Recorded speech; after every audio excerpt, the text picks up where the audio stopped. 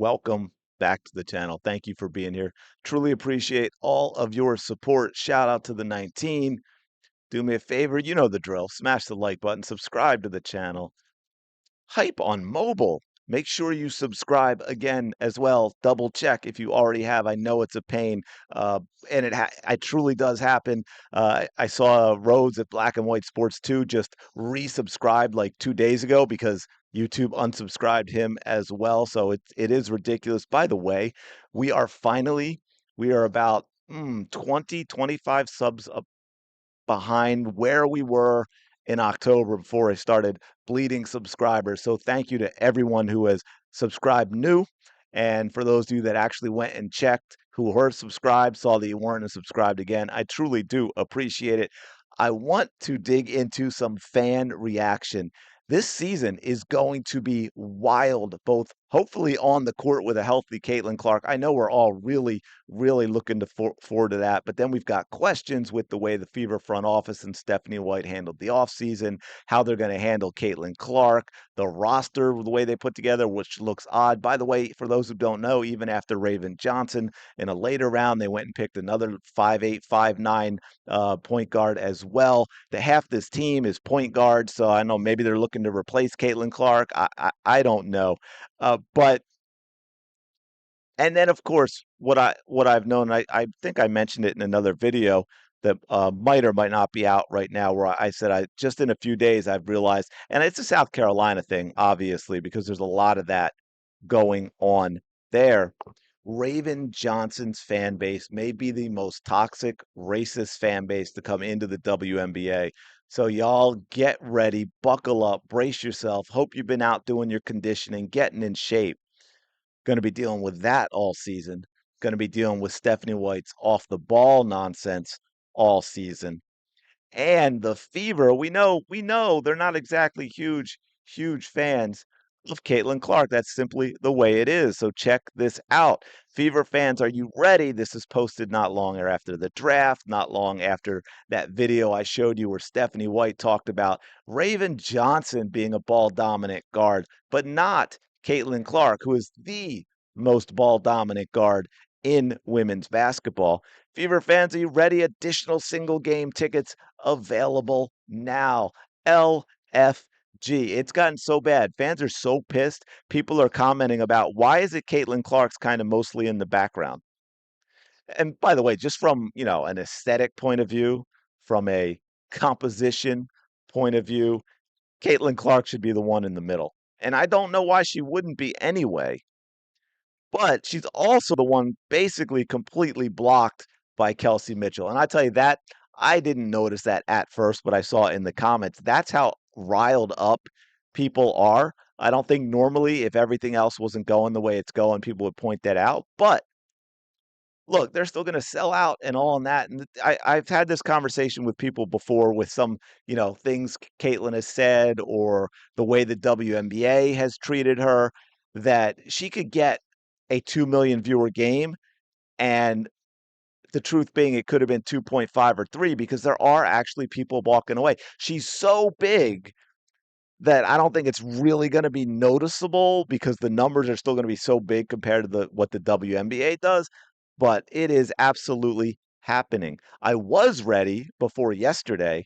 Now I'm thinking about spending the $40 WNBA League Pass money on a half a tank of gas instead. Are you guys ready? Because it looks like Stephanie was too busy with part-time jobs to do some scouting and draft pieces for the team. Instead, she was vacationing in Africa, coaching Team USA, and broadcasting College WBB, where she was glazing on Raven Johnson. I'm not spending my money on airfare, hotel, and tickets to watch CC play off the ball. I'll just watch it on TV, so when I see that BS happening, I'll turn it off. Indiana Fever have been, and there was another one too. They've been getting roasted with all of this. And of course, you're going to have, we know, and I've said this in another video as well. We know there are the fans that are hardcore Fever fans now, and they're all on board. Amber Kelly Metheny can do no wrong. How dare anyone ever criticize anything they ever do? Biggest needle mover sport star in the world, and you put her on the edge in your photo. Absolutely F-tards. I'm out. I'm not paying these ticket prices to be called a racist by one of Dawn Staley's minions. Sport is supposed to unite our country. There is no uniting with people who create race hoaxes. For those of you wondering, and this is one of the reasons I was so adamant about the nonsense with Dawn and Gina, that first of all, I thought it was a non-story. The way they acted, you see coaches like that have a moment like that, competitive coaches all the time. Dawn was just as guilty as Gino. Uh, but what I called out was people going after Gino in total. And y'all know I'm no Gino fan. No Gino Ariema fan here at all. But Dawn Staley smeared Lisa Bluter, tried to paint her as a racist because of the way Lisa Bluter described trying to rebound against a very physical, big South Carolina team, saying it was like a bar fight. And Dawn Staley took that as she's a racist. She's calling us monkeys.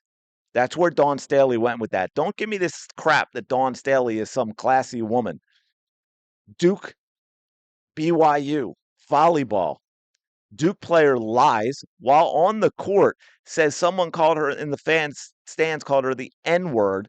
Again, packed stands, but the only player who heard it was a player on the volleyball court. All the people said there was an investigation, all the people surrounding the fan, no phone, no phones, nothing, no one heard a thing. Complete race hoax, just like what Angel Reese did. Dawn Staley sticks her nose in it. Again, Duke, BYU volleyball.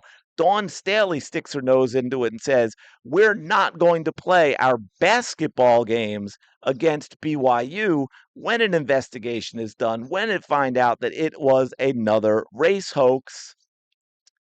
Did Dawn Staley ever even comment on it again? No. Did she apologize?